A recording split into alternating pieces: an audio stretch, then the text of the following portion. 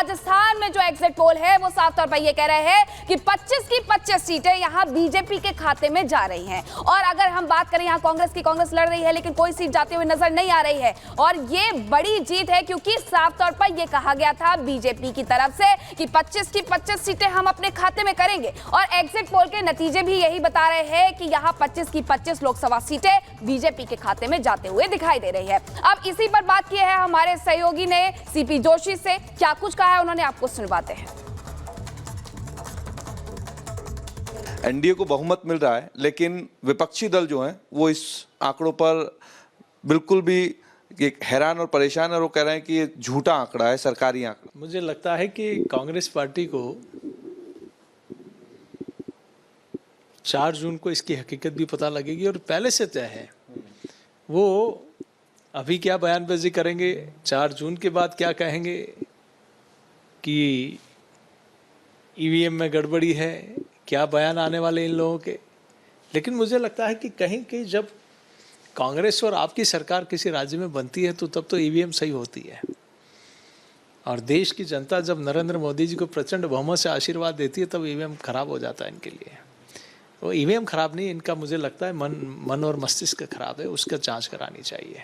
जिस वक्त चुनाव चल रहा था उस वक्त एक परसेप्शन तैयार हो रहा था कि उत्तर भारत में बीजेपी की सीटें कम होंगी, एनडीए की सीटें कम होंगी और दक्षिण भारत में बढ़ेंगी। लेकिन जब चीजें सामने आई हैं, एग्जिट पोल सर्वे सामने आए हैं, तो दक्षिण में तो बढ़ती हुई नजर आ रही है, उत्तर भारत में भी सीटें जो हैं वो बहुत ज्यादा कम नहीं हो रही, नुकसान बीजेपी को नहीं हो रहा है। देखिए, मुझे लगता है कि देश की जनता ने मोदी जी की गारंटी पर विश्वास किया है। देश की जनता ने अब की बार 400 पार के नारे को अपना नारा बना लिया और उस आवाज़ के साथ देश की जनता चल पड़ी। देश की जनता ने अंतर देखा 2014 से पहले का और 2014 के बाद का। जो नरेंद्र मोदी जी के नेतृत्व वाली सरकार ने, मोदी जी ने जो कहा वो करके दिखाया। और ये 60 साल में जो कांग्रेस पार्टी के लोगों से मैं कहूँगा कि आपने भी इस देश में शासन किया, आपने कई नारे वादे दिए, कांग्रेस आएगी गरीबी मिटाएगी, कांग्रेस आएगी समृद्धि लाएगी, कांग्रेस आएगी किसानों का कल्याण करेगी। क्या किया आपने? गरीब की गरीबी तो नहीं मिटी लेकिन कांग्रेस की गरीबी मिट गई। इसीलिए देश की जनता कभी कांग्रेस को माफ़ नहीं करेगी। आज कांग्रेस की हालत इसीलिए राष्ट्रीय पार्टी से क्षेत्रीय पार्टी की ओर तब्दील हो रही है। कांग्रेस की हालत ये है कि क्षेत्रीय पार्टियाँ उन्हें डराती है, धमकाती है, भैया तुम्हें इतनी सीटें लेनी है तो ले लो, और मजबूरी में कांग्रेस उनका साथ दे रही है। लेकिन खड़गे जी तो कह रहे हैं इंडिया गठबंधन की बैठक के बाद में कि 294 सीटें इंडिया गठबंधन की आ रही हैं। खड़गे जी को कर्नाटक का रिजल्ट दिखा देगा कि क्या होने वाला है। आपने वहाँ जनता को गुमराह करके शासन बना लिया, लेकिन जनता उसका जवाब देने वाली है वहाँ। और आइए अब आपको बताते हैं बीजेपी ने आखिर कहां चौंकाया है। बीजेपी को 17 सीटों का अनुमान पश्चिम बंगाल में कर देखें तो पश्चिम बंगाल में चूंकि ग्राफ बढ़ा है, विधानसभा चुनावों में हार मिली थी लेकिन लोकसभा चुनावों में बहुत अच्छा प्रदर्शन करती हुई बीजेपी नजर आ रही है। जो 42 सीटें हैं उनमें से लगभग आप समझिए कि 32 सीटें बीजेपी को मिलती नजर आ रही है। 8 लोकसभा सीटें जीतने की उम्मीद तेलंगाना में बीजेपी को है।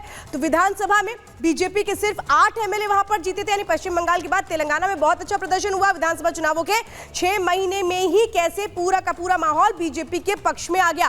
केरल और तमिलनाडु की बात करें तो दोनों राज्यों में जितनी सीटें मिल रही हैं बीजेपी को, वो एक बीजेपी के बढ़ते ग्राफ को बता रही है। बीजेपी पर एक तरह से कहें कि शहरी पार्टी होने का ठप्पा लगा था, लेकिन अब कैसे ये ठप्पा भी हट रहा है। बाहरी से स्थानीय बन सकती है बीजेपी पार्टी, क्योंकि कहा जाता था कि ये बाहरी पार्टी है, इसको एक्सेप्ट नहीं कर सकते, ऐसा नहीं है। आंध्र प्रदेश में देखिए एनडीए को कैसे एक अच्छी बढ़त मिलती नजर आ रही है, 20+ सीटें यहां पर मिलती नजर आ रही है। बीजेपी को इसी तरीके से आंध्र प्रदेश में 4 सीटें मिल सकती हैं, यानी कि वहां पे भी एक अच्छा प्रदर्शन देखने को मिल रहा है। दक्षिण में पांव जमाने का रास्ता इसी के साथ खुल रहा है। 11 लोकसभा सीटें ओडिशा में भी जीतने की उम्मीद है। हालांकि वहां पर ये बीजेडी को लेकर बड़े आरोप लगाए गए थे, लेकिन अब आप समझिए 2019 में जितनी भी सीटें जीती थी 8 सीटें, उससे ज्यादा एक तरह से कहें कि जीतने का अनुमान है। राज्य की सत्ता के बेहद करीब इस वक्त बीजेपी वहां पर पहुंच रही है। ओडिशा में हम आपको बता रहे हैं जिस तरह से एक स्ट्रॉन्ग होल्ड देखने को मिल रहा है। और जो एग्जिट पोल आया है इस पर प्रतिक्रियाएं भी आ रही हैं। क्या कुछ कहना है बीजेपी के नेता शहनवाज हुसैन का, वो सुनवाते हैं आपको। शहनवाज जी, जो नतीजे आए हैं एग्जिट पोल के, क्या आपको लगता है कि वो एग्जैक्ट पोल में कन्वर्ट हो? एग्जैक्ट पोल है, उससे भी आगे आने वाला है।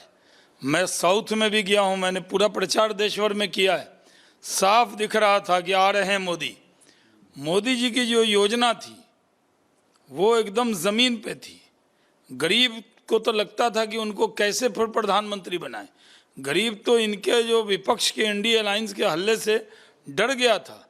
उसको लगा इतना अच्छा नेता हम खोज नहीं सकते, तो उन्होंने जमकर वोट किया है, महिलाओं ने जमकर वोट किया है। जो 80 करोड़ लोग जिनको अनाज मिल रहा है, जो करोड़ों लोग हैं जिनको आयुष्मान भारत का कार्ड मिला है, उन लोगों को लगता था कि जैसे घर का बेटा चुनाव लड़ रहा है। इस तरह से साथ दे रहे थे, इसलिए पूरा हंगामा मचाया गया। इंडिया अलायंस के लोगों ने पूरे चुनाव के दौरान मोदी जी को क्या क्या नहीं गालियां दी। यहीं बिहार में तेजस्वी यादव ने कहा कि बेड रेस्ट करा देंगे,